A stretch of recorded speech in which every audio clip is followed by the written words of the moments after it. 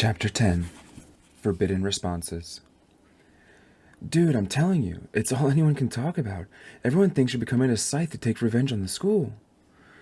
On a mild day in March, on one of the rare afternoons that Scythe Faraday allowed Rowan downtime, Rowan had gone to visit his friend, Tiger, who had not spotted once in the past 3 months. Now they shot hoops at a park just a few blocks away from Rowan's home, where he wasn't allowed to visit, and might not have even, if he were allowed. Rowan threw Tiger the ball. That's not why I accepted the apprenticeship. I know that, and you know that, but people will believe whatever they want to believe. He grinned. Suddenly I got all sorts of game because I'm your friend. They think I can get them access to your ring. Immunity talks, death walks. The thought of Tiger playing intercessor on his behalf almost made Rowan laugh. He could see Tiger milking that for all it was worth. Probably charging people for the service. Rowan stole the ball and took a shot. He hadn't played since before moving in with the Scythe, but he found his arm, if not his aim, was stronger than ever, and he had endless stamina, all thanks to his Bocator training. So when you get your ring, you are going to give me immunity, right? Tiger took a shot and missed. It was clearly intentional. He was letting Rowan win. First of all, I don't know that he'll choose me to get the ring, and secondly, I can't give you immunity. Tiger looked genuinely shocked. What? Why not? That's playing favorites. Isn't that what friends are for? A few other kids came to the court and asked if maybe they wanted to play a pickup game, but the second they saw Rowan's armband, they had a change of heart. No worries, the oldest one said. It's all yours. It was exasperating. No, we can all play. Nah, we'll go play somewhere else. I said we can all play, Rowan insisted. And he saw such fear in the other kid's eyes, he felt ashamed for pushing. Yeah, sure, said the other kid. He turned to his friend. You heard the man. Play! They took to the court in earnest, and in earnest played to lose, just as Tiger had. Was this how it would always be? Was he now such an intimidating presence that even his own friends would be afraid to truly challenge him? The only one who ever challenged him in any way now was Citra. Rowan quickly lost interest in the game and left with Tiger, who found it all amusing. Dude, you're not lettuce anymore. You're deadly nightshade. You're the mean greens now. Tiger was right. If Rowan had told those kids to get down on all four and lick the pavement, they would have. It was heady and horrible, and he didn't want to think about it. Rowan didn't know what possessed him to do what he did next. Frustration at his isolation, maybe, or maybe just wanting to bring a sliver of his old life into his new one. Want to come over and see the Scythe's place? Tiger was a little dubious. Will he mind? He's not there, Rowan told him. He's gleaning in another city today. He won't be home till late. He knew that the Scythe Faraday would blow a brainstem if he found that Rowan had someone over. It made the desire to do so even more enticing. He had been so good, so obedient, it was about time he did something that he wanted to do. When they arrived, the house was empty. Citra, who also was granted a free afternoon by Scythe Faraday, was out. He had wanted Tiger to meet her, but then thought, what if they happen to like each other? What if Tiger charms her? He always had a way with girls. He had even convinced a girl to splat with him once, just so he could say, girls fall for me. Literally. It'll be like Romeo and Juliet, he had told her, except we get to come back. Needless to say, the girl's parents were livid, and after she was revived, they forbade her to see Tiger ever again. Tiger shrugged it off. What can I say? Her life is a tale told by idiots. Which Rowan believed was a very bad Shakespeare misquote. The thought of Citra falling for Tiger, even just figuratively, made Rowan a bit nauseated. This is it? Tiger said as he looked around the place. It's just a house. What did you expect? A secret underground lair? Actually, yeah, or something like it. I mean, look at this furniture. I can't believe he makes you live in this hellhole. It's not so bad. Come on, I'll show you something cool. He took Tiger to the weapons den, which was expected. Tiger found truly impressive. This is so edge. I've never seen so many knives. And are those guns? I've only seen pictures. He took a pistol off the wall and looked in the barrel. Don't do that. Calm down. I'm a splatter, not a blaster.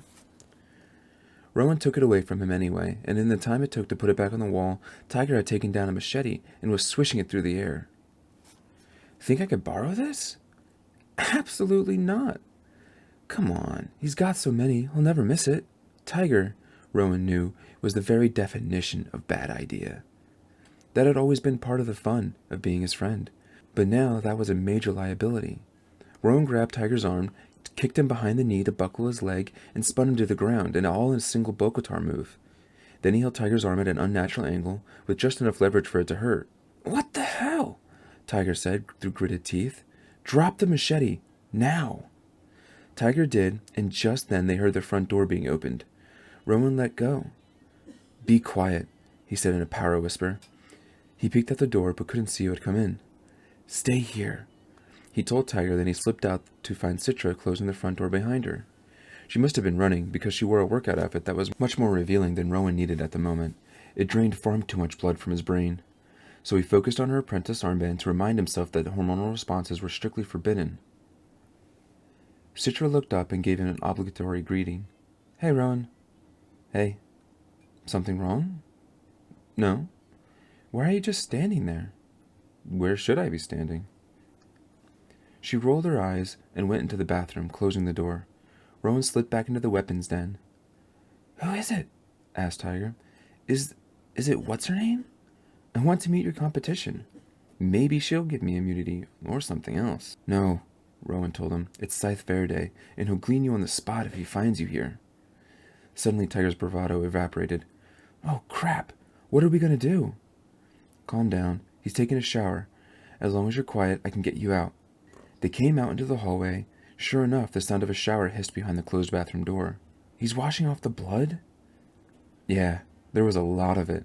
He led Tiger through the front door and did everything short of pushing him out. After being an apprentice for nearly 3 months, Citra couldn't deny that she wanted to be chosen by Scythe Faraday to receive the ring. As much as she resisted, as much as she told herself this was not the life for her, she had come to see its importance and how good a Scythe she could be. She had always wanted to live a life of substance and to make a difference. As a Scythe, she would. Yes, she would have blood on her hands, but blood can be a cleansing thing. It was certainly treated as such in Bokotar. Citra found Black Widow Bokotar to be the most physically demanding thing she had ever done. Their trainer was Scythe Yingjing, who used no weapons but his own hands and feet to glean. He had taken a vow of silence. It seemed every Scythe had surrendered something of themselves, not because they had to, but because they chose to, as a way to pay for the lives they took. What would you give up? Rowan once asked Citra. The question made her uncomfortable. If I become a Scythe, I'm giving up my life, aren't I? I think that's enough. You're also giving up family, Rowan reminded her. She nodded, not wanting to speak to it. The idea of having a family was so far off to her, the idea of not having one felt equally distant. It was hard to have feelings about something that was years away from even considering. Besides, such things had to be kept far from her mind during Bokotar. One's mind had to be clear. Citra had never taken any sort of martial art before. She had always been a non-contact sport kind of girl. Track, swimming, tennis, any sport that had a clear lane or net between her and her opponent. Bokotar was the antithesis of that. Hand-to-hand, body-to-body combat. Even communication was entirely physical in class, as their mute instructor would correct their positions as if they were action figures. It was all mind and body, without the brash mediation of words. There were 8 in their class, and although their instructor was a Scythe, Citra and Rowan were the only apprentices. The others were junior Scythes, in the first years of their Scythehood. There was one other girl who made no overtures of friendship to Citra. The girls were given no special treatment, and were expected to be every bit equal of the boys. Sparring was punishing in Bokotar. Each match began simple enough, with the ritualistic strutting around the circle, the 2 combatants physically taunting each other in a sort of aggressive dance. Then, things got serious, and brutal. All nature of kicks and punches and body slams. Today, she sparred against Rowan, who had more finesse to his moves, but she had the advantage of speed. He was stronger, but he was also taller, which was not an asset. Citra's lower center of gravity made her more stable. All taken into account, they were evenly matched. She spun and gave Rowan a powerful kick to the chest that almost took him down. Good one, Rowan said. Scythe Yingjing zipped his own lips, to remind them that there was no crosstalk during combat. She came at him from his left, and he countered so quickly she had no idea where his hand had come from.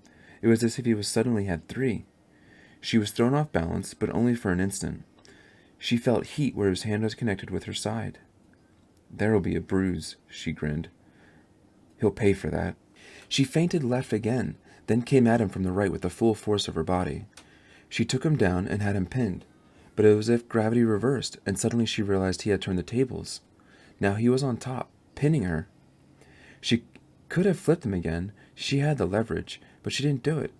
She could feel his heartbeat now, as if they were beating in her own chest, and she realized she wanted to feel that a little longer. She wanted to feel it more than she wanted to win the match. That made her angry. Angry enough to pull away from his grip and put some space between them. There was no lane line. No net. Nothing to keep them apart but the wall of her will. But that wall kept losing bricks. Scythe Yingjing signaled the end of the match. Citra and Rowan bowed to each other, then took their places on opposite sides of the circle as two others were called up to spar. Citra watched intently, determined not to give Rowan a single glance. Journal entry. We are not the same beings we once were. Consider our inability to grasp literature and most entertainment from the mortal age. To us, the things that stirred mortal human emotions are incomprehensible. Only stories of love pass through our post-mortal filter. Yet even then, we are baffled by the intensity of longing and loss that threatens those mortal tales of love. We could blame it on our emo nanites limiting our despair, but it runs far deeper than that. Mortals fantasized that love was eternal and its loss unimaginable. Now we know that neither is true. Love remained mortal while we became eternal. Only Scythe can equalize that, but everyone knows the chance of being gleaned in this or even the next millennium is so low as to be ignored. We are not the same beings we once were. So then, if we are no longer human, what are we? From the Gleaning Journal of H.S. Curie.